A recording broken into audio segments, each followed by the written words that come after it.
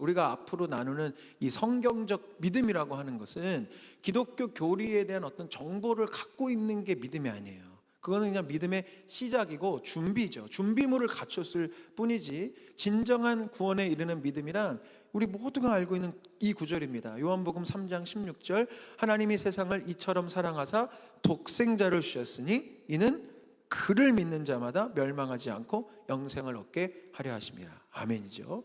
예. 그를 믿는 자예요. 하나님께서 독생자를 주셨다는 정보를 믿는 것이 아니고, 그 성경에 나 그 내용 알아, 어릴 적부터 알아, 나 이 구절 노래로도 부를 수 있어, 그게 믿음이 아니라 그를 믿는 겁니다. 예수라는 우리 구원자의 그 존재를 믿고, 오늘 그 믿음에 대한 더 세부적인 내용을 나누게 될 텐데, 그분을 인격적으로 믿고 따르고 의지하고 소망하고 바라보는 것이 영생에 이르는 믿음이라는 것이죠. 그렇기 때문에 오늘은 이 믿음에 대한 한 차원 더 깊은 이야기를 사도 바울이 전하게 되는데요. 오늘도 계속 믿음이란 단어가 반복이 되고 있어요. 믿음으로. 그런데 사도 바울은 이 믿음을 설명하기 위해서, 우리에게 구원을 주는 참된 믿음을 설명하기 위해서 아브라함을 모델로 모셔옵니다. 그도 그럴 것이, 이 유대인들에게 있어서 아브라함은 자신들의 조상이고 자신의 구원을 확증하는 존재였거든요. 우리는 아브라함의 자손이기 때문에 구원받을 거야.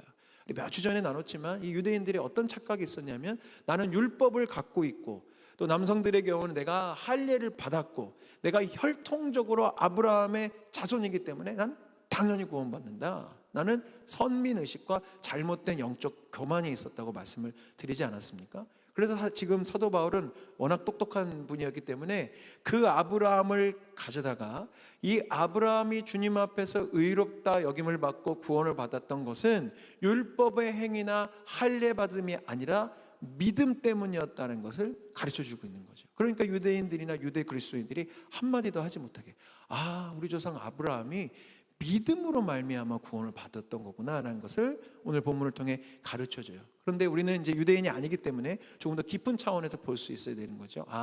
아브라함이 보여주었던 이 믿음이 나의 믿음이 되어야 내가 구원받을 만한 믿음이구나라는 것을 확신할 수 있는 거죠. 오늘 본문 4장 3절이 이렇게 이야기하고 있습니다. 성경이 무엇을 말하느냐? 아브라함이 하나님을 믿음에 그것이 그에게 의로 여겨진 바 되었느니라. 이 구절은 창세기 15장 이제 보시는 바대로 있어요. 유대인이라면 다 아는 그 구절을 인용하면서 사도 바울이 이야기하는 거죠. 믿음으로 말미암아 의에 이릅니다. 이신칭의 교리라고 하는데, 이것은 사실 구약에서부터, 이미 창세기에서부터 하나님이 말씀하시는 거죠. 바로 이 아브라함이 가졌던 믿음이 있을 때 우리는 성경 전체를 관통하는 구원받을 만한 믿음을 갖게 되는 겁니다. 근데 오늘 설교의 제목을 아브라함의 믿음, 우리의 믿음 물음표 또는 느낌표로 제가 이렇게 잡았거든요. 오늘은 다른 것보다도 이 부분에 대해서 잘 기억하시고 또 이렇게 기준 삼으시면 좋을 것 같아요.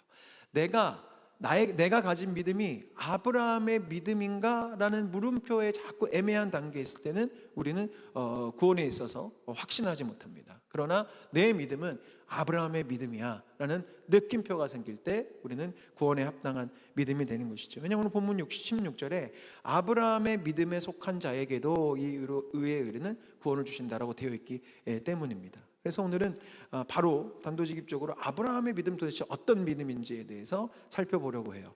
아브라함은 누구를 믿었을까요? 당연히 하나님을 믿었을 텐데 어떤 하나님을 믿었는지가 굉장히 중요하고 오늘 본문에 아주 명확하게 기록이 되어 있었습니다. 로마서 4장 17절 말씀입니다. 기록된 바 내가 너를 많은 민족의 조상으로 세웠다 하심과 같으니 그가 믿은 바 하나님은 죽은 자를 살리시며 없는 것을 있는 것으로 부르시는 이시니라. 아멘. 아브라함이 믿었던 하나님은 어떤 하나님이셨냐면 부활과 새 창조의 하나님이셨어요.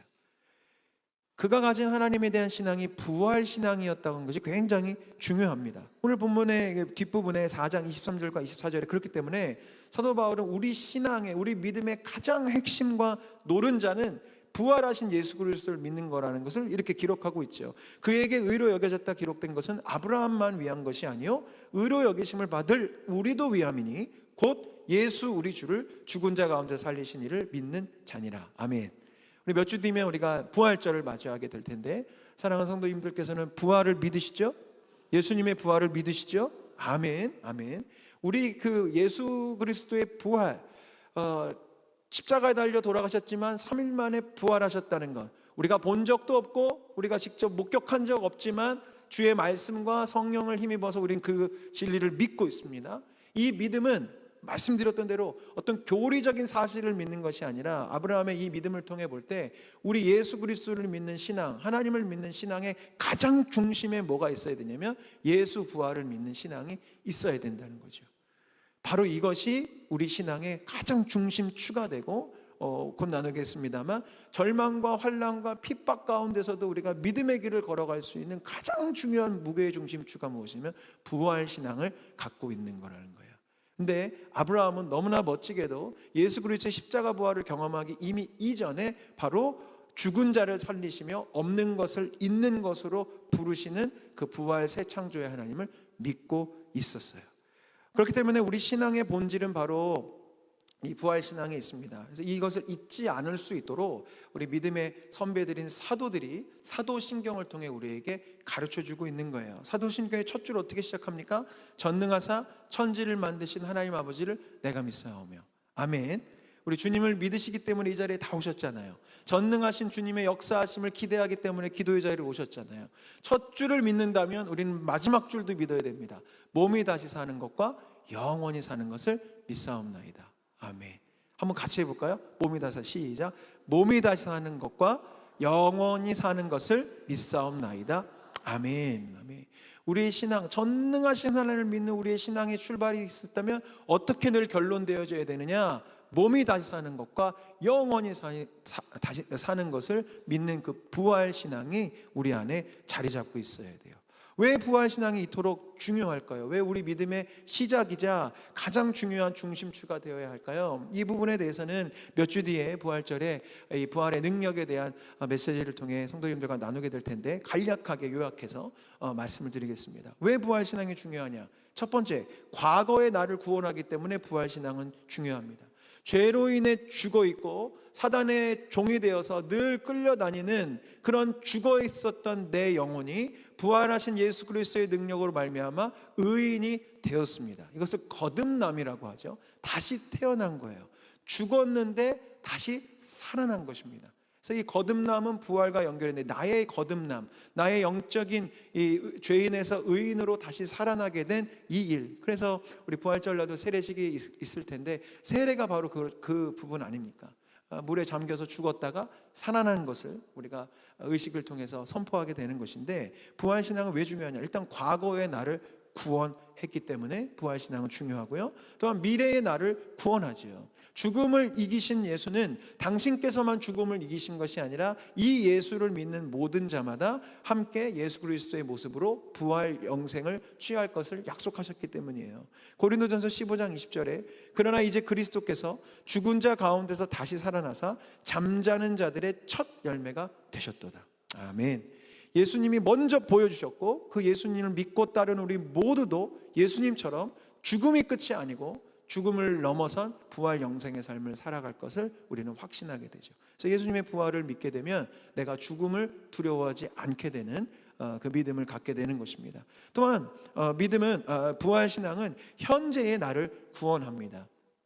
우리 작년에 우리 성도님들과 예수 그리스도에 대한 4주 동안 대강절에 나누면서 한번 말씀드렸어요. 여기에 이렇게 오뚜기 펀치볼 갖다 놓고 설명드렸잖아요.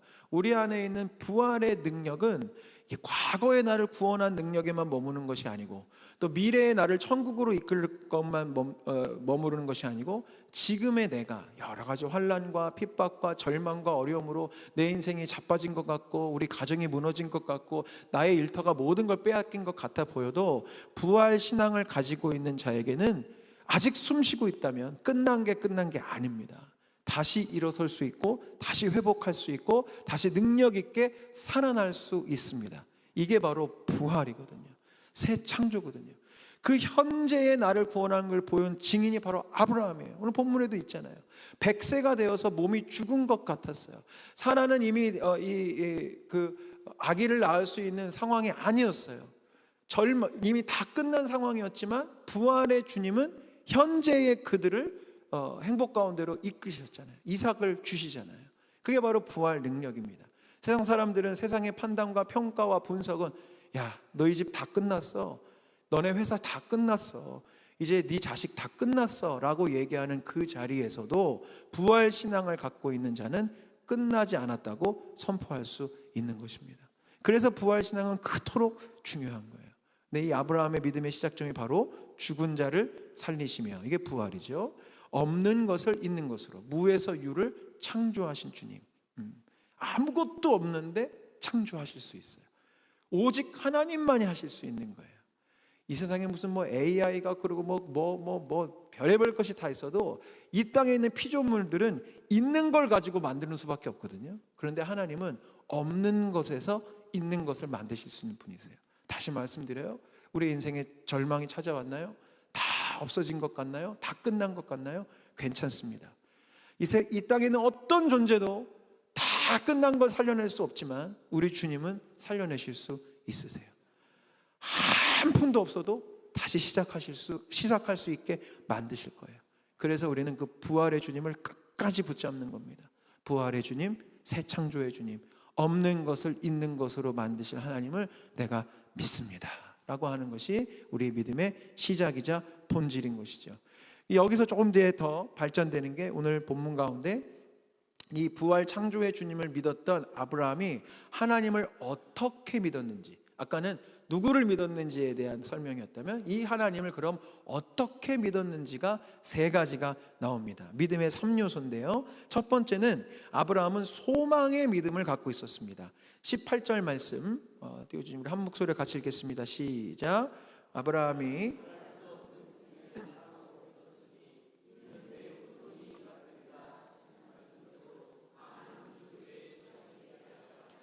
아멘, 아멘. 이게 바로 소망의 믿음이에요. 부활에서부터 연결되는 믿음이죠. 바랄 수 없는 중에 자기는 100살이 됐어요. 사라는 월경이 끊겼어요. 아기를 낳을 수 없어요. 그런데 주님께서 아기를 주시겠대요. 바랄 수 없는 상황이었지만 믿고 기다렸죠. 바로 소망하는 것, 하나님을 소망하는 것. 하나님께서 하시면 할 수 있다. 하나님은 부활의 주님이시다라는 것을 인정하고 소망하는 것이 아브라함이 가졌던 믿음의 방식이었고요. 두 번째는 신뢰하는 믿음이었습니다. 4장 20절은 제가 읽겠습니다. 믿음이 없어 하나님의 약속을 의심하지 않고 믿음으로 견고하여 졌습니다. 신뢰하는 것이죠. 그분은 하나님이시니까 약속하신 것은 이루실 거야. 내년 이맘때에 너에게 아들이 있을 것이다 라는 말씀을, 그 약속을 믿은 거죠. 그 약속을 신뢰한 거예요. 하나님의 말씀 한 번도 실현하지 않으시고 공수표 날리지 않으시는 하나님을 향한 신뢰, 그 믿음이 아브라함의 믿음이었고요. 세 번째, 그의 믿음은 하나님을 의지하는 믿음이었습니다. 약속하신 그것을 또한 능히 이루실 줄을 확신하며 하나님 곁을 떠나지 않았죠. 그게 바로 아브라함의 믿음인데요. 이 믿음은 히브리서 11장 6절에 있는 믿음에 관한 내용과 완벽하게 연결이 됩니다. 히브리서 11장 6절 말씀 우리 성도님들 읽어주셨으면 좋겠습니다. 시작.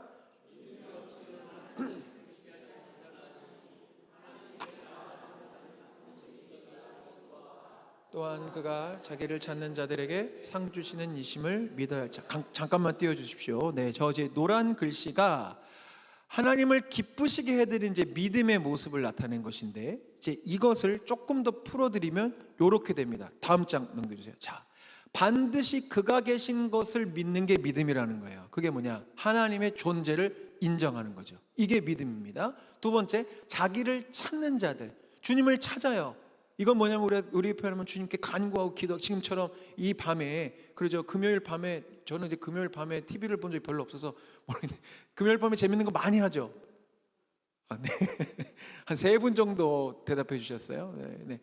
우리 시간 재밌는 게 얼마나 많아요. 그리고 가고 싶은데 얼마나 많고, 세상 약속들 또 금요일마다 잡잖아요. 그런데 우리는 지금 하나님을 찾기 위해 왔단 말이에요. 이게 믿음이거든요. 자기를 찾는 자들, 하나님을 의지하는 거예요. 하나님을 간구하는 거예요. 상 주시는 이심을 믿어야 할 것이다. 하나님께서 상 주신다, 복 주신다, 회복 주신다라는 것을 믿는 그 신뢰. 그러니까 표를 하나 보여주시면 좋겠습니다. 네, 아브라함의 믿음과 그렇기 때문에 히브리서 11장 6절 하나님을 기쁘시게 해드리는 믿음은 완전히 연결이 되는 거예요. 아브라함 어떤 믿음이 있었습니까? 바랄 수 없는 중에 바라고 믿었다. 소망의 믿음이 있었어요. 이것은 하나님의 존재를 인정한다는 건 하나님 어디 계시지? 뭐 여기 계시지? 이 정도의 인정을 말하는 게 아니에요. 하나님은 내 문제 상황 가운데서도 계신다. 다 끝난 자리에서도 부활의 주님은 반드시 계신다라는 그 인정인 거예요. 하나님은 내 인생 가운데 계시고 내 인생을 결코 떠나시지 않고 나를 버리시지 않는다라는 그 소망의 믿음, 반드시 그가 계신 것과 절망과 눈물의 자리에서도 반드시 하나님은 계셔.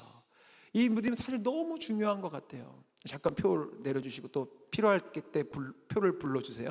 네. 여러분 이 믿음 정말 정말 중요해요. 왜? 우리 인생의 환난과 핍박과 어려움이 찾아올 때 내 안에 있는 영적인 본성 플러스 사단의 이 거짓된 이 거짓말쟁이들의 속삭임이 뭐냐면 하나님 네 인생에 없어. 하나님 너 버리셨어. 하나님도 너 포기했어. 너 지은 죄가 얼마나 많은지 이제 하나님도 너 포기했다 라는 생각이 내가 만들어내든 사단이 속삭이든 이것 때문에 어떤 작용이 펼쳐지 그 다음 믿음의 단계로 갈 수가 없는 거예요. 왜요? 하나님이 없는 것 같고 있어도 내 인생만큼은 안 계신 것 같고 내 기도만은 안 들어주시는 것 같고 우리 자식만 하나님이 안 돌봐주시는 것 같고 막 이런 생각들이 엄습해 오면 그 다음 뭐 기도하고 간구하고 주님께 기대하는 마음은 시작될 수가 없죠. 그러니까 사단의 첫 번째 우리의 믿음에 대한 공략은 계속 그런 식이에요. 넌 사랑받을 수 없어. 하나님 너 포기하셨어. 너희 가정은 이제 끝났어. 계속 그런 절망만 줄 때 우리는 믿음의 첫 단추를 팍 시작해야 돼요. 소망의 마음, 반드시 그가 계신다. 하나님 반드시 나를 사랑하시고 이 문제 상황 가운데서 주님은 일하신다. 역사하신다. 꺼져라! 외치세요. 지난주 우리 영화 보시면 기억나죠? 사단한테 소리치셔야 돼요. 너 나가 내 마음에서 나가. 그런 말 하지 마. 하나님은 반드시 나와 함께 계셔. 이 문제 상황 가운데 있고 그래 하나님 내 기도만 안 들어주시는 것 같지만 그건 내 느낌일 뿐이고 하나님 분명히 내 기도 듣고 계셔. 지금 내 곁에 계셔 라는 것을 인정하는 것이 믿음의 시작이에요. 두 번째 다시 표를 띄워주십시오. 네, 신뢰하는 거예요. 신뢰하는 거. 상 주시는 이시다. 내가 이렇게 주님을 찾고 기도하고 주님께 매달릴 때 하나님 반드시 복 주시고 상 주실 거야 라는 신뢰와 기대를 품는 것이고 그렇기 때문에 우리는 끝까지 의지하는 믿음, 하나님을 찾고 또 찾고 찾는 것이죠. 네, 내려주시고요. 결국 그렇기 때문에 이 믿음은 우리의 행동을 통해 증명도 되고 우리의 행함을 통해서 계속 이 믿음은 연습되면서 깊어지는 것입니다. 그래서 첫 번째 하나님의 존재를 인정하는 것은 어떤 것이냐면 말씀드렸던 것을 다시 정리할게요. 보통 우리는 문제가 생기면 문제를 묵상하고 고민하고 염려하죠. 네. 아까 사도 바울의 이 아브라함 설명에 따르면 바랄 수 없는 중에에만 멈춰 있는 거예요. 더 이상 소망이 없고 문제가 가득하고 그럴 때 우리는 그 염려에 대한 묵상을 그만 스탑하고 소망의 눈을 들어 하나님을 바라보는 거죠. 하나님께서 일하시고 하나님께서 역사하신다. 그래서 여러분 오스왈드 챔버스 목사님도 말씀하셨지만 염려는 그렇기 때문에 신성모독이 되는 거예요. 하나님의 존재를 인정하지 못하기 때문에 내 인생 가운데 역사하실 주님의 능력을 내가 인정하지 않기 때문에 염려하는 거거든요. 목사님 저는 그렇게 생각한 적은 없는데 아니요. 그렇게 우리가 막 이렇게 못되게 하나님을 향해 생각한 적은 없지만 주님의 존재를 인정하지 못하고 믿음이 없으니까 그렇게 우리는 염려는 시작되고 하나님 분명히 계심에도 불구하고 하나님이 없는 사람인 것처럼 살아갔던 거예요. 그게 바로 신성모독이 되는 것이죠. 아까도 말씀드렸지만 우리 주님의 능력은 제한이 없습니다. 우리 하나님은 전능하사 천지를 만드신 하나님이십니다. 할 수 있거든이 무슨 말이냐? 믿는 자에겐 능치 못함이 없느니라고 예수님께서 친히 말씀하셨습니다. 천하의 믿음의 사람이었던 모세도 믿음이 부족한 순간들이 불쑥불쑥 있었어요. 백성들이 막 소리치고 아우성칩니다. 고기를 좀 먹었으면 좋겠습니다. 고기 좀 먹여주십시오. 그때나 지금이나 사람들은 고기를 좋아하는 모양입니다. 근데 하나님께서 그래 네 백성이 이렇게 원망하고 부르짖으니 참 베기는 싫지만 고기 줄게 라고 얘기할 때 모세가 이런 말을 해요. 민수기에 모세가 이르되 나와 함께 있는 이 백성의 보행자가 60만 명이었는데, 이건 이제 군사의 숫자만 얘기한 겁니다. 애기들, 할머니, 할아버지 뭐 다 합치면 200만 명 넘어가요. 주의 말씀이 한 달 동안 고기를 주어 먹게 하겠다 하셨는데 그들을 위하여 양떼와 소떼를 잡은즉 200만 명을 어떻게 먹이겠으며 바다의 모든 고기를 모은즉 이게 되겠습니까? 하나님께 이게 될까요? 하나님, 이 문제가 이렇게 가득한데 가능할까요? 그때 주님이 모세한테 따끔하게 말씀하세요. 여호와께서 모세에게 이르시되 여호와의 손이 짧으냐? 너 나 무시하냐? 너 나 무시하냐? 여호와의 손이 짧으냐? 내가 못할 게 있을 것 같느냐? 라고 하시면서 내가 이제 내 말이 내게 응한 여부를 보르라고 딱 말씀하세요. 저는 이 말씀을 볼 때 너무 마음이 행복해져요. 우리 주님이 우리한테 말씀해요. 내 손이 짧냐? 야, 내가 이거 못할 것 같냐? 이거 내가 능력이 부족해서 안 할 것 같으냐? 라고 우리에게 말씀하십니다. 여러분, 우리 주님은 하실 수 있습니다. 아멘. 아멘. 우리 주님께는 능치 못함이 없습니다. 나는 능력 없고 나는 절망뿐이지만 우리 주님에게는 능력이 있습니다. 그것을 인정하는 것, 그래서 소망하는 것, 염려를 버리고 하나님의 능력을 인정하며 바라보는 것, 그게 바로 우리의 믿음을 연습하는 훈련이죠. 하나님을 의지하는 연습, 뭐 딴 거 있겠습니까? 믿음을 가지고 기도하고 간구하는 거죠. 하나님을 찾는 거예요. 하나님 찾는 거. 하나님이 일하실 거야. 능력으로 하실 거야. 그 기대와 소망을 품는 것도 중요한데 그 다음 찾으시는 주님의 믿음의 모습은 무엇이냐면 그 소망과 기대가 있으니까 기도의 자리로 나오는 거예요. 왜? 주님은 우리의 기도하고 간구하는 믿음을 통해서 역사하시고 일하시기 때문입니다. 계속 우리 공동체가 누가복음 말씀을 묵상하고 있는데 혈루병을 앓고 있는 여인을 고치는 장면에서 저는 다시 한번 그 영적 원리를 발견했어요. 잘 아시는 얘기예요. 12해 동안 혈루증을 앓고 있었어요. 아무에게도 고침을 받지 못하고 모든 재산을 탕진할 만큼 정말 극심한 여러 가지 고통, 몸도 아픈데 이스라엘 문화 가운데에서는 혈루증 걸린 여인은 부정한 여인이기 때문에 관계적으로도 점점 외톨이가 되고 따돌림을 당하니까 심리적으로도 괴롭죠. 그런데 의사 찾아다니느라 돈도 다 써버려서 가난해졌어요. 모든 것이 문제투성이인 이 여인이 예수님이 지나가신다는 소식을 듣는데 얼마나 많은 인파들이 몰려드는지 성경에 보면 막 몰려든다라는 표현이 있었습니다. 그때 이 여인이 예수님의 옷자락에 손을 대죠. 예수님하고 얼굴을 마주친 것도 아니에요. 예수님께 기도를 한 것도 아니, 고쳐달라고 요청을 한 것도 아니에요. 그저 옷자락에 손을 댔는데 주님이 길을 가시다가 뒤를 돌아보시면서 누가 내 옷에 손을 대었느냐라고 얘기합니다. 그때 제자들이 주님 보십시오. 이게 사람들이 이렇게 몰려드는데 누구든 예수님 옷에 손 닿지 않았겠습니까? 아니다. 능력이 내게서 나갔다라고 얘기하시죠. 이것은 순전히 그녀의 믿음이 그를 구원한 겁니다. 다른 보통 치유의 사건에서는 병든 자를 주님이 찾아가시기도 하고 병든 사람이 주님 앞에 나와서 일단은 예수님과 그 병든 자와 간에 커뮤니케이션이 있어요. 이게 고쳐주시기 원합니다. 이런 과정이 있어서 예수님이 적극적으로 기도해 주셔서 낫는데 지금은 그런 상황이 아니거든요. 그냥 예수님은 지나가고 있었고 여인은 주님의 옷에 손을 댔을 뿐인데 고침을 받았습니다. 왜냐하면 그녀의 믿음이 그를 구원했는데 그대로 예수님께서 말씀하시거든요. 8장 48절에 예수께서 이르시되 딸아 내 믿음이 너를 구원하였으니 평안히 가라 하시더라. 주님의 능력은 위대하십니다. 그러나 그 능력이 있다는 것을 아는 것, 소망하는 거 너무 중요해요. 그거 없으면 이제 염려의 자리에만 계속 허덕이고 있으니까. 근데 그걸 이제 알았어요. 주님의 능력이 있으십니다. 하나님의 부활의 주님이십니다라고 알지만 그 다음 단계, 그 능력이 나의 삶에 적용되기 위해서는 바로 우리의 믿음이 필요하다는 거예요. 내 믿음이 중요하다는 거예요. 제가 이것을 이번에 영적으로 조금 경험하게 된 것 같습니다.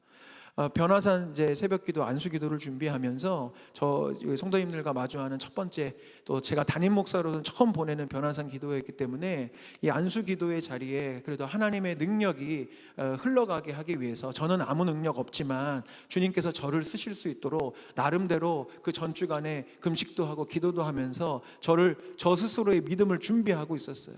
그런데 이제 안수기도를 이렇게 행하는데 신기하게도 정말 제 기도와 제 어떤 영적인 이 열정과 느낌이 굉장히 강력하게 흘러가는 분이 있고요. 같은 기도를 하는데도 약간 그냥 이렇게 이런 물건을 만지는 것처럼 기도는 제가 하고 있었지만 그다지 어떤 능력이나 열정이 흘러가지 않는 경우를 경험하게 됐어요. 그러니까 무엇이었냐면, 저의 안수 기도자의 어떤 영적 상태도 물론 굉장히 중요할 수 있겠지만 그보다도 더 중요한 게 뭐냐면, 기도를 받는 이의 그 믿음의 자세, 하나님을 향한 기대, 소망, 신뢰, 그것이 굉장히 중요한 거구나라는 것을 깨닫게 되었습니다. 그러니까 적어도 오늘 이 금양로에 오신 분들만큼 다음번 변화산 때 더 기대하셔야 돼요. 내 믿음이 분명히 중요해요. 왜요? 지금 예수님 곁에 얼마나 많은 사람들이 지나갔어요. 그런데 그녀만 고침을 받았다니까요. 왜? 그녀에게는 그만한 믿음과 기대가 있었으니까. 내가 옷자락에 손이라도 대면 나을 거다라는 그 기대가 있었기 때문에, 그 신뢰가 있었고 그렇게 의지하는 마음이 있었기 때문에 그녀는 고침을 받았던 겁니다. 우리도 마찬가지입니다. 능력의 주님을 향한 우리의 기대, 능력의 주님을 의지하는 우리의 그 믿음과 마음이 하나님의 역사를 내 삶 가운데로 당겨오는 능력이 되는 것입니다. 세 번째, 하나님을 신뢰하는 것이 바로 믿음입니다. 상 주시는 이심을 믿어야 하고 약속하신 그것을 능히 이루실 것을 확신하는 거예요. 이 하나님의 약속, 특별히 말씀을 통해, 이 성경을 통해 약속하신 것을 굳게 믿는 것이 믿음이지요. 히브리서는 수많은 이 박해 가운데에 있는 성도들을 향해 쓰여진 편지입니다. 그래서 여기 곳곳에 보면 여러 가지로 핍박받고 박해받는 성도들을 향한 말씀이 있고, 그래서 이제 믿음에 대한 강조가 계속 있죠. 왜 자꾸 순교당하고 예수님 믿는 사람들이 잡혀가고 하니까, 그들이 물론 부활 신앙이 분명히 있었음에도 불구하고 눈앞에 펼쳐지는 처참한 상황들을 보면 자꾸 믿음이 약해지잖아요. 이제 그런 상황 가운데서 주님 반드시 상 주십니다, 반드시 상 주십니다라는 이야기를 하고 있는데, 우리는 여기서 첫 번째로 무슨 상을 기대하고 신뢰해야 하냐면 천국에 대한 소망을 품어야 됩니다. 이 부분은 다음 주 말씀을 통해서도 보다 깊이 나눌 텐데, 주님은 당신을 믿고 따르는 예수의 사람들에게 천국을 약속하셨어요. 아멘? 아멘. 아멘. 오늘의 이 느낌이 다음 주에는 이제 바뀌는 설교를 할 겁니다. 사실 이것만으로도 우리가 기쁨이 넘쳐야 되거든요. 우리에게 천국이 주어졌다는 거, 우리가 죽어서 갈 너무나 아름다운 곳이 있다라는 이 상 주실 것에 대한 이 신뢰가 있는 게 믿음이에요. 그래서 이 믿음을 품은 자들은 이 땅에 매여 살지 않습니다. 이 땅에서의 영광과 명예가 아닌 천국에서 받았을 의의 면류관을 향해 달려가는 것이죠. 그래서 상 주시는 임심을 믿어야 할 때 이 상의 첫 번째, 상 중의 상은 예수 믿는 자에게 주어지는 천국, 저 낙원에 대한 상이 있다는 것을 우리가 기억하면서 신뢰해야 되고요. 또한 이 땅에서 하나님을 경외하는 자에게 주어지는 축복의 상급에 대해서 우리가 신뢰하며 기대해야 합니다. 제가 우리 성도님들 가정을 방문하면서 늘 약속해드리는 하나님의 말씀들인데요, 잠언에 보면 여호와를 경외하는 자에게 견고한 의뢰가 있나니 그 자녀들에게는 피난처가 있으리라. 주님 약속하신 말씀이세요. 그래서 하나님을 믿고 따르고 경외하는 자들에게는 그 자녀와 자녀손들을 지키시는 피난처 되시는 복이 임하는 거고, 겸손과 여호와를 경외함의 보상은 재물과 영광과 생명을 주시겠다고 약속하셨고, 내 이름을 경외하는 너희에게 공의로운 해가 떠올라서 치료하는 광선을 비추리니 너희가 나가서 외양간에서 나온 송아지같이 뛰리라. 아멘. 아멘. 그래서 오늘 이 구절들을 여러분들이 신뢰하면서 이 구절들을 붙잡고 오늘 이 밤에 하나님 앞에 간구하고 기도하셔야 돼요. 주님 약속하셨습니다. 제가 하나님을 경외하며 믿음으로 바라봅니다. 주님을 신뢰합니다. 이 상을 주시겠다고 약속하셨으니 우리 자녀들에게 피난처가 되어주시고 우리의 가정에 재물과 영광과 생명을 허락하여 주시고 치료하는 광선을 발하여 주시옵소서. 중요한 게 있어요.